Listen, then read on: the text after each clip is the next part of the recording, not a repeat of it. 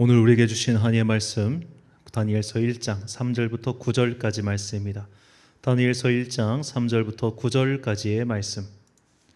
저와 함께 한 절씩 교독하시겠습니다.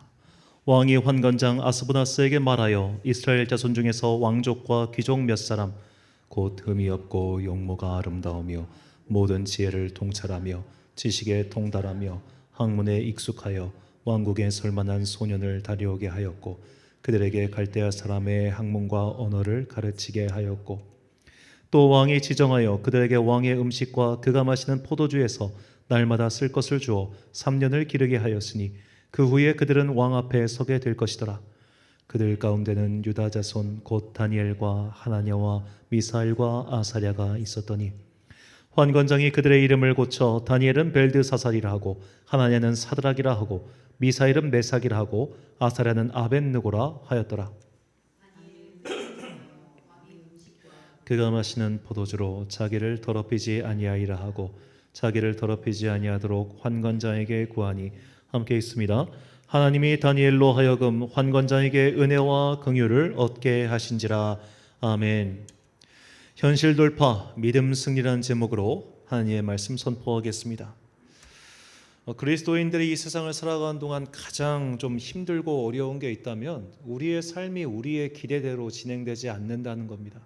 우리는 분명히 하나님께서 이 땅을 다스리고 계시다고 믿고 고백하고 살고 있죠. 그런데 하나님께서 다스리시는 이 땅에 우리가 뜻하지 않은 고난과 어려움이 너무나 많이 있다는 겁니다. 예를 들어 이번에 튀르키예와 시리아 지역에 정말 큰 지진이 일어났습니다. 그 지역이 옛날 바울이 요한계시록에 나오는 소아시아 7교회가 있는 지역이죠. 기독교 역사에도 굉장히 밀접한 관련이 있는 곳입니다. 그 땅에 지진이 나서 지금 10,000명 이상의 사람이 죽고 또 수십만 명의 이재민이 발생했고 또 이로 인해서 어떤 일이 벌어질지 우리는 다 짐작하지 못할 만큼 큰 혼란이 일어나겠죠. 이런 일들을 겪다 보면 우리는 의문이 생겨요. 왜 우리가 분명히 선한 뜻을 세우고 이 땅을 살아가고 있음에도 불구하고 여러 가지 어려움이 있는가? 우리가 정말로 하나님을 믿고 하나님께 기도하고 하나님을 의지하며 살아가면 내 모든 일들이 만사 형통해야 할 텐데 왜 형통하지 못할까라는 의문을 갖게 됩니다. 이때 우리가 중요한 정말로 한 신학의 가치를 분명히 개념 정리를 잘 해야 돼요. 우리는 이미와 아직 사이에 살고 있는 사람들입니다. 이미라고 하는 것은 하나님 나라가 예수 그리스도의 오심과 함께 이미 시작되었다는 것이고 아직이란 말은 이 하나님 나라가 완성되지 않았다는 뜻입니다. 드라마로 비유하자면 드라마의 최종화가 시작되었는데 아직 엔딩이 오지 않은 거예요. 그러다 보니까 이 드라마에서도 엔딩 마지막 화 한 50화때쯤에 막 주인공과의 막 갈등이 심해지는 그런 일이 있지 않습니까? 우리가 이 땅을 살아가는 동안 뜻하지 않은 여러 가지 어려움들을 겪는 이유, 우리가 분명히 믿음 생활을 하고 또 성경에는 분명히 너희가 하나님을 믿고 또 하나님의 명령에 순종하면 너희가 이 땅을 사는 동안 복을 받을 것이다. 너희가 머리가 될지언정 꼬리가 되지 않을 것이다. 7배로 복을 받을 것이다. 그런 온갖 말씀들이 내 현실에서 당장 이루어지지 않는 이유는 우리가 이런 이미와 아직 사이에서 살고 있기 때문입니다. 그래서 그리스도인들은 이 이미와 아직 사이에 내가 있다는 이 현실 인식을 분명히 해야 돼요. 이 현실 인식을 제대로 하지 못하면 우리는 양극단에 치우친 생활을 하게 됩니다. 한쪽은 너무 현실적이거나 한쪽은 너무 비현실적인 삶을 산다는 거예요. 너무 현실적인 사람들은 무늬만 그리스도인입니다. 그의 평소의 삶은 세상 사람들과 하등 다를 게 없어요. 그저 기독교인으로서 문화 생활만 하는 수준으로 사는 그리스도인들이 많죠. 그들은 이 땅을 사는 동안 전혀 그리스도인다운 향기를 내지 않습니다. 주변 사람들이 놀라요. 너 교회 다녔어? 라고 말이죠. 그런 너무 현실적인 그리스도인이 있어요. 반면에 너무 비현실적인 그리스도인들도 있습니다. 기도만 하면 된다. 기도만 하고 하나님께 의지하면 그가 복을 주셔서 너의 자녀의 앞날을 다 알아서 인도하실 것이다 라고 주장하는 사람들이 의외로 많습니다. 제가 초등학교 5학년 때 그래서 실험을 해봤습니다. 정말 기도만 하면 시험을 잘 볼 수 있을까? 초등학교 5학년 1학기 중간고사 때 정말 열심히 기도했습니다. 오랫동안 열심히 하루에 1시간 이상 열심히 기도했어요. 하나님이 시험 잘 보고 계세요. 잘 보고 계세요. 정말 시험을 딱 보고 점수가 나왔는데 30점, 40점, 50점, 50점 넘은 과목이 없더라고요. 형편없는 점수가 나오더라고요. 그때 깨달았어요. 아, 기도는 해야 돼요. 근데 노력도 해야 돼요. 우리는 이 인생을 살아가는 동안 노력에 대해서 등한시하는 성도를 너무 많이 만나요. 이런 분들이 참 간과하는 게 있습니다. 세상과 떨어져서 하나님만 모시고 살겠다고 말했던 수도사들도 수도원 안에서 노동을 했어요. 그들도 먹고 살기 위해서 노동을 했고 그 당시엔 약품을 팔았고 또 필사를 해가지고 그 수입으로 그들이 경건 생활을 할 수 있었던 거예요. 우리는 그저 기도만 하고 있으면 하늘에서 만나가 떨어지는 것 마냥 그렇게 행동하는 분들이 의외로 많아요. 예를 들어 자녀의 문제에 있어서 부모가 자녀를 위해 어느 정도 노력해야 되는 것은 상식이고 기본입니다. 그런데 어떤 부모님들은 정말 기도만 하는 분이 있어요. 기도만 하면 애가 알아서 공부 잘하고 애가 알아서 진로 잘 선택하고 애가 알아서 잘 될 거야 라고 생각하는 분이 있어요. 심지어 이런 분들 가운데 우리 애가 아직 성령을 못 만나서 그래, 성령 체험하면 지가 정신 차려서 똑바로 공부해가지고 알아서 진로 설정 잘하고 대학 가고 직장생활 잘하고 앞으로 이렇게 살 거야. 물론 그런 애도 10,000명 중 1명이 있습니다. 저도 그런 애를 본 적이 있으니까 10,000명 중 1명이라고 할게요. 근데 그 10,000명 중 1명이 내 아들은 아니요. 왜 그게 꼭 내 아들이라고 생각하는지는 모르겠어요. 그런 특수한 은혜를 일반화시키면 안 되는데 마치 그런 것이 나에게도 있을 것 마냥 그렇게 비현실적인 기대를 가지고 살아간단 말이에요. 아예 그런 소망을 갖지 말든지, 아예 그런 거에 대한 기대 없이 그냥 나는 그런 거 상관없어 라고 이렇게 할 것도 아니면서 욕망의 눈은 여기가 있으면서 마음의 행동은 하지 않는 그런 비현실적인 사람들이 의외로 많다는 것이죠. 그래서 사도 바울은 그런 자들에게 이 다음과 같이 권면합니다. 데살로니가후서 3장 11절과 12절 말씀, 우리가 들은즉 너희 가운데 게으르게 행하여 도무지 일하지 아니하고 일을 만들기만 하는 자들이 있다 하니 이런 자들에게 우리가 명하고 주 예수 그리스도 안에서 권하기를 조용히 일하여 자기 양식을 먹으라 하노라. 자, 일해라. 가만히 있지 마라. 일해라. 가사노동도 훌륭한 노동이죠. 가만히 있지 말고 일을 해야지. 너희가 이 땅의 현실을 살아가는 그리스도인이고 또 아직 하나님의 나라가 오지 않았으니 하나님 나라가 올 때까지 너는 이 땅에서 발 딛고 서가지고 열심히 살아야 돼. 이것이 성경의 기본적인 가르침이고 모든 사도들이 한 목소리를 했던 말입니다. 그래서 우리는 이 이미와 아직이라는 세상에 살아가면서 너무 현실에 치우쳐가지고 하나님 나라를 모르는 사람이 되어서도 안 되고 또 너무 피상적인 세계에 파묻혀가지고 현실을 외면하는 사람이 되어서도 안 됩니다. 우리는 현실에 두 발을 딛고 서서 하나님 나라를 바라보며 이 현실을 믿음으로 돌파하여 승리하는 그리스도인이 되어야 됩니다. 이런 시대적 사명을 잘 보여준 사람이 바로 오늘 본문의 주인공인 다니엘입니다. 우리가 다니엘을 읽을 때 이 다니엘이라고 하는 개인이 처한 상황을 좀 주목해서 볼 필요가 있어요. 본문 3절과 4절 말씀, 왕이 환관장 아스보나스에게 말하여 이스라엘 자손 중에서 왕족과 귀족 몇 사람 곧 흠이 없고 용모가 아름다우며 모든 지혜를 통찰하며 지식에 통달하며 학문에 익숙하여 왕국에 설만한 소년을 데려오게 하였고 그들에게 갈대아 사람의 학문과 언어를 가르치게 하였고. 자, 다니엘은 아마도 남유다 왕국의 귀족 출신의 자제였을 겁니다. 그가 어린 시절에 남유다 왕국이 바벨론의 왕 느부갓네살에게 침공을 당해서 그들의 귀족들을 이쪽의 인질로 데리고 간 거예요. 이 당시 시기가 약 기원전 606년경입니다. 이 시간이 상당히 중요합니다. 아마도 이때 다니엘은 10대, 여기 오늘 본문에 소년이라고 했으니까 최대한 그의 나이를 잡았자 15세 미만의 나이였을 거예요. 자, 그 나이에 외국으로 끌려왔습니다. 자, 그렇게 끌려왔는데 거기서 이제 외국 생활을 해야 되잖아요. 바벨로니아에서 생활을 해야 되는데 그에게 걸리는 게 있었어요. 바로 음식 문제였습니다. 자, 유대인들은 오늘날 우리가 알다시피 그들만의 특별한 음식을 먹죠. 그들은 소와 양과 염소는 먹을 수 있지만 돼지고기는 먹지 않고 또 낙타의 고기도 먹지 않습니다. 또 고기를 먹을 때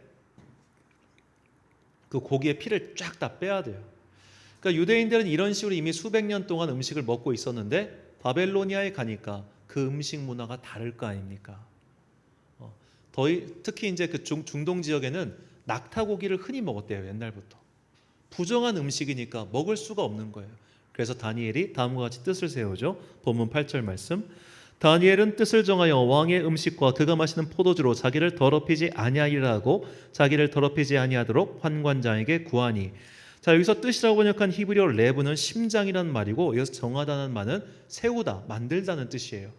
그의 마음을 굳건하게 세운 겁니다. 나는 저 이방의 음식을 먹지 않겠어.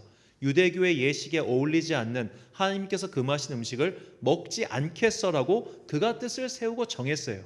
자, 이것이 굉장히 중요합니다. 왜 중요한가? 다니엘 당시의 남유다 왕국은 망해가는 왕국이었어요. 그 말인즉 그 당시 고대 사람들은 각 나라마다 섬기는 종교가 있었고, 각 나라가 서로 전쟁을 해가지고 한쪽이 지면은 이쪽 종교가 이쪽 종교를 이긴 걸로 생각했어요. 더 크고 강한 신이 작고 약한 신을 압도한 걸로 생각했단 말이에요. 지금 이 상황은 누가 봐도 바벨로니아의 신이 유다의 신 여호와 하나님보다 강해 보이는 상황이었어요. 그 상황에서 나는 그래도 하나님을 섬기며 하나님의 사람이 될 거야 라고 다짐한 거예요. 그에게 누가 좋은 믿음의 본을 보여줬기 때문일까요? 그렇지 않습니다. 그가 어릴 때부터 이미 남유다 왕국은 신앙과 경제와 정치와 모든 분야의 쇠퇴기였습니다.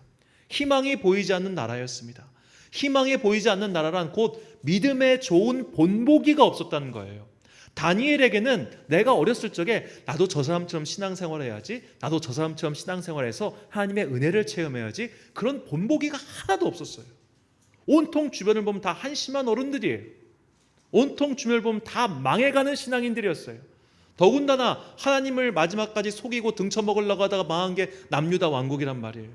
그런 속에서 어린 다니엘이 나는 뜻을 정한 거예요. 나는 그래도 하나님의 율법을 지키며 살겠다라고 말입니다. 그가 뜻을 정했다는 것이 이래서 중요합니다. 모델이 없었고 본보기가 없었고 그는 여태까지 좋은 경험이 없었음에도 불구하고 그가 뜻을 정하고 앞으로 나아갔다는 거예요. 자, 이것이 오늘 우리에게 주시는 하나님의 메시지 중 한 가지입니다. 우리가 현실을 돌파할 때 나보다 앞서 돌파한 모델이 있으면 가기 쉬워요. 조금 용이해요. 저 사람을 보면서 용기를 얻을 수도 있고, 그러면 저렇게 하면 되겠구나라는 희망을 품을 수 있잖아요. 하다못해 뭔가를 배우기라도 할 거 아니에요. 하다못해 동지로 돼줄 거 아닙니까? 근데 다니엘은 그런 게 없었어요.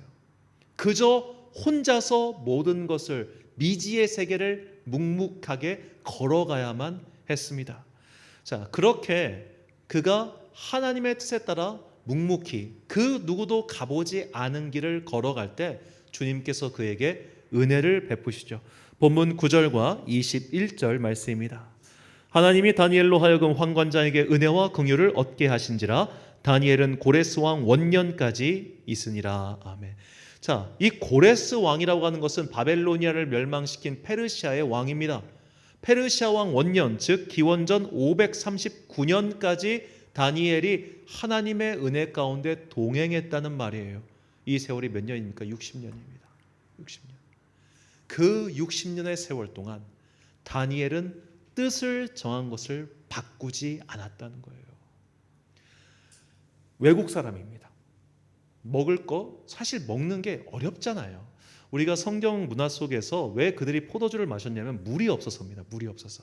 거기는 우리나라처럼 깨끗한 물이 아니라 다 석회질 물이기 때문에 우리도 알겠지만 그런 정수 같은 걸 해서 먹어야 되는데 그 당시에 고대에 무슨 정수 시절이 있겠어요. 그래서 그들이 옛날부터 맥주와 포도주를 마신 거예요. 식수 대신.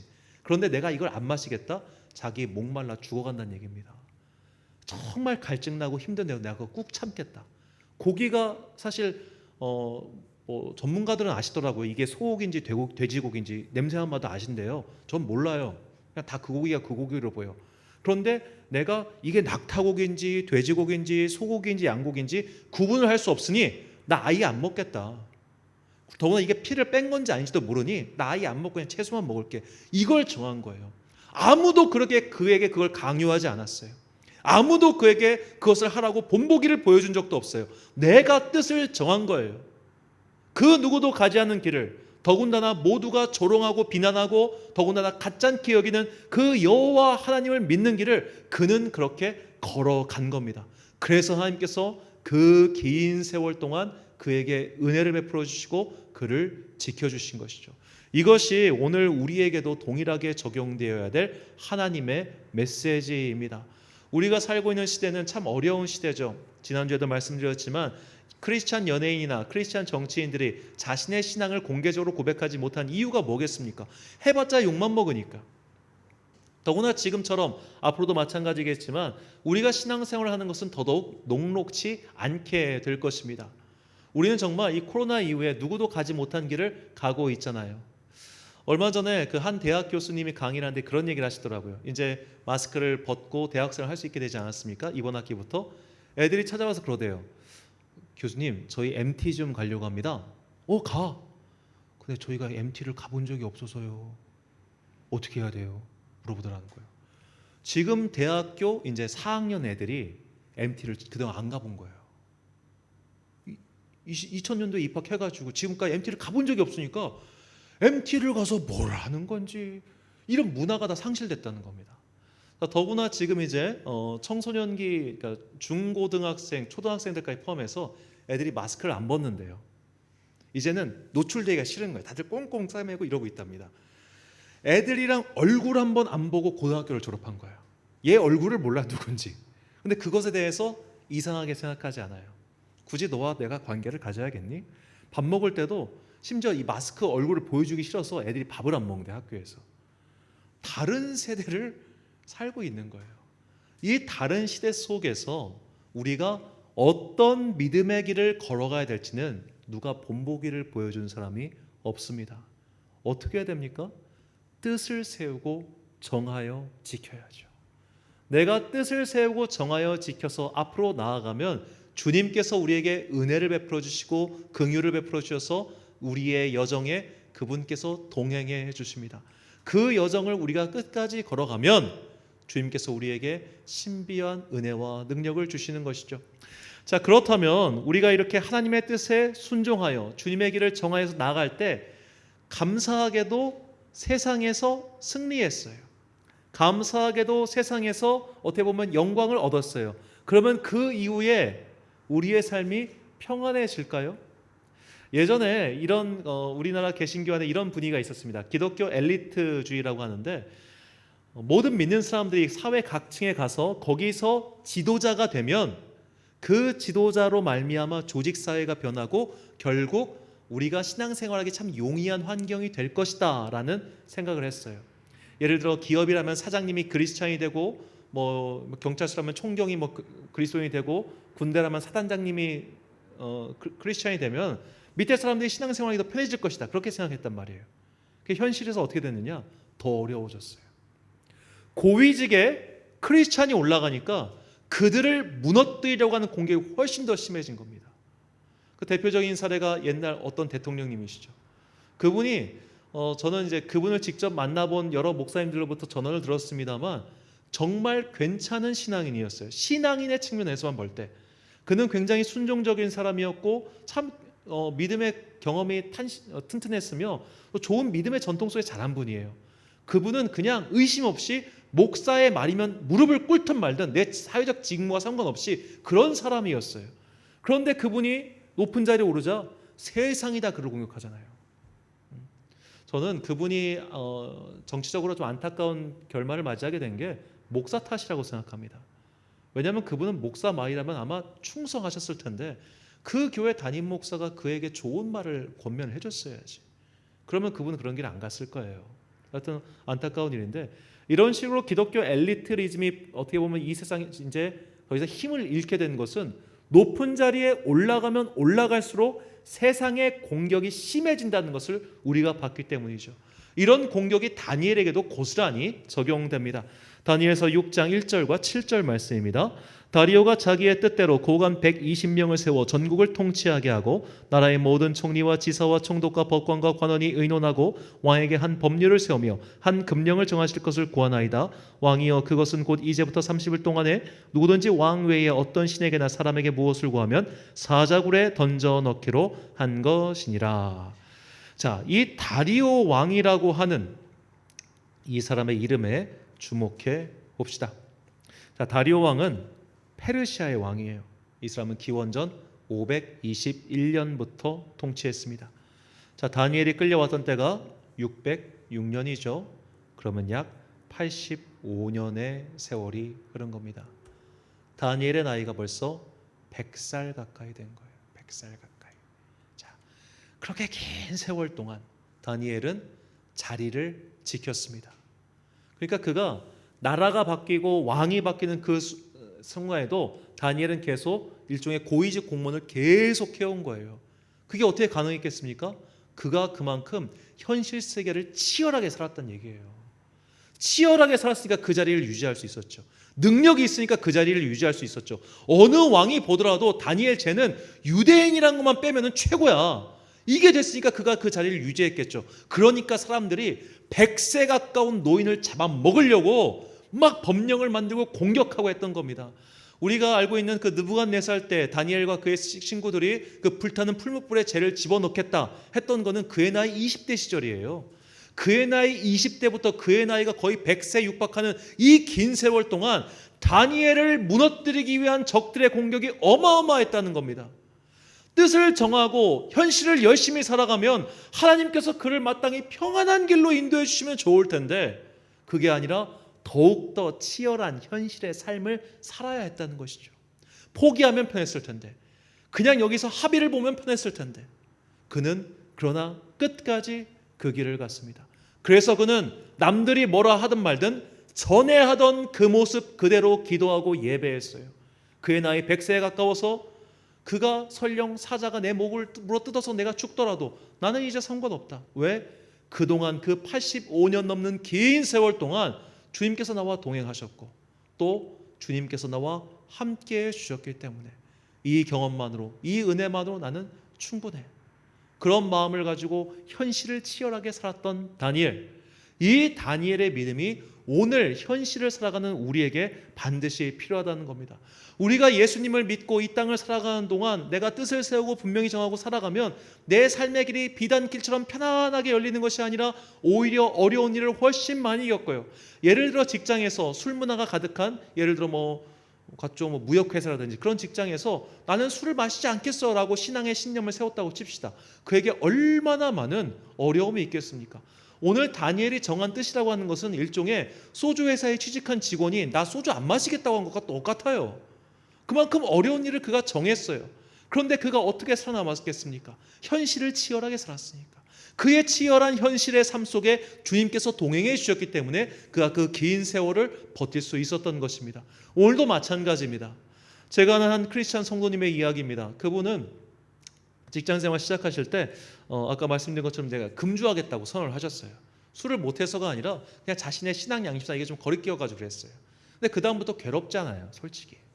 그래서 이분이 지혜를 구했어요. 어떻게 하면 좋을까? 그래, 나는 술을 마시지 않겠다.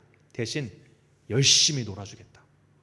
가가지고 탬버린 열심히 치고 노래 열심히 부르고 마지막까지 우리 부장님들 과장님들 다 라이딩 내지 그 대리운전 다 불러줬어요. 다 음주운전 못하게끔 다 해준 거예요. 끝까지 남아서 마지막까지 제정신 차리고 있는 사람. 그러니까 얼마 지나지 않아 그 직장에 그 상사의 부인분들이 그 직원을 너무 좋아하기 시작했어요. 그분을. 왜냐하면 밤 늦게까지 술 마시고 이 사람이 음주운전할지 어떤 일이 벌지 집에 있는 사람 걱정이 될 거 아니에요. 그런데 다 라이딩 시켜주고 보내주고 나중에 그 막 문자까지 탁탁 넣어주니까 너무 고마운 거예요. 이분은 그 무역회사 일하시는 분이어서 정말 술을 안 마실래 안 마실 수 없는 환경이었음에도 불구하고 끝까지 그것을 지켰을 뿐만 아니라 인정받는 사람까지 됐어요. 여기서 그냥 합의 보면 나도 편해. 그냥 남들 하는 대로 가면 나도 편해. 그런데 일부러 굳이 남들이 가지 않는 길, 남들이 가보지 않은 길, 그 어려운 길을 선택해서 스스로 어려움에 처했지만 그가 끝까지 믿음을 지킨 사람들은 하나님께서 그들을 높이시고 그를 통하여 새로운 길을 열어주십니다. 이것이 오늘 다니엘을 통하여 우리에게 주시는 하나님의 메시지입니다. 우리는 누가 가보지 않은 길을 가야 합니다. 누구도 보여주지 않은 믿음의 본보기를 보여줘야 합니다. 이때 우리에게는 시련과 환난이 분명히 닥칩니다. 남들은 우리를 조롱할 것입니다. 너 왜 그러냐? 적당히 해라. 좀 그렇게 말이죠. 누군가는 우리를 조롱할 것이고 누군가는 우리를 비웃을 것입니다. 너 현실 감각 떨어지는구나. 그렇게 말하는 사람도 분명히 있을 겁니다. 하지만 우리가 뜻을 분명히 세우고 전에 하던 대로 주님께 기도하고 찬양하고 예배하는 이 삶을 유지해 나갈 때 주님께서는 그동안 누구도 가보지 않은 새로운 길을 열어주시고 우리를 그 시온의 대로 광야의 생명길로 인도해 주실 것입니다. 이렇게 주님께서 열어주시는 길에 대하여 선지자 이사야는 다음과 같이 우리에게 예언하였습니다. 이사야 43장 19절과 20절 말씀 우리가 참목소리를 읽겠습니다. 시작. 보라, 내가 새 일을 행하리니 이제 나타낼 것이라. 너희가 그것을 알지 못하겠느냐? 반드시 내가 광야의 길을 사막의 강을 내리니 장차 들짐승 곧 승냥이와 타조도 나를 존경할 것은 내가 광야의 물을 사막의 강들을 내어 내 백성 내가 택한 자에게 마시게 할 것임이라. 아멘. 사랑하는 선한 광성교회 성도 여러분, 그리고 이 예배를 함께 드리고 계신 귀한 주님의 자녀 여러분, 다니엘의 현실은 그야말로 밑바닥이었습니다. 그러나 그는 믿음의 모델이 되었습니다. 현실을 돌파하며 믿음의 승리를 보여줬기 때문입니다. 누가 앞서 간 길이 아닌 스스로 기도하며 개척해 나간 길입니다. 다니엘은 뜻을 세웠고 그 뜻을 그의 나이 100세 가까운 때까지 변하지 않았습니다.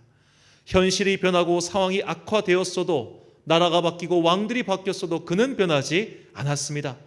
그렇게 믿음을 지키며 살았을 때 주님께서 광야의 새 길을 내듯 그를 인도해 주셨습니다. 이런 다니엘의 기적과 체험이 이 시대에 우리에게도 임하길 소망합니다.